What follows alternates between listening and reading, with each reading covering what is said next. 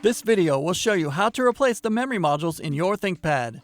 The process in this video will work for the ThinkPad P14s Gen 5 and Gen 6 Intel models.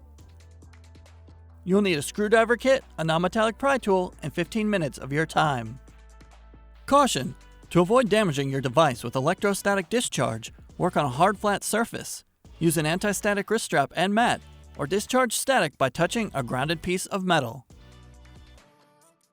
First, you must disable your built-in battery before removing any parts. Make sure to disconnect your power adapter from the computer. Press the power button. Tap the F1 key repeatedly to enter the setup menu. Select the config menu. Select the power menu option. Select the disable built-in battery menu option. Select yes in the confirmation box. The system will shut down and the battery is disabled. Loosen the 6 captive screws on the bottom of the system.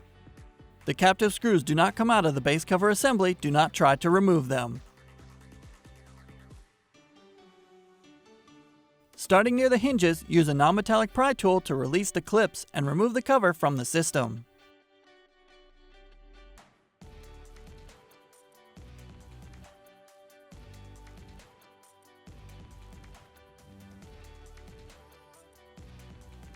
Lift the flap, press the clips outward to release the memory module and pull it from the slot.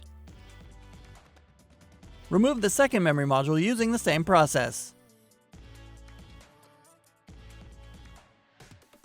Insert the memory module into the slot using the notch for alignment and press down to lock the module into place. Install the second memory module using the same process.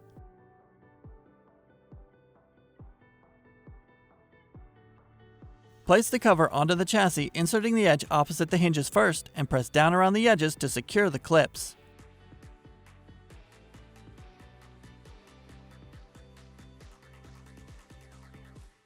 Tighten the 6 captive screws on the bottom of the system.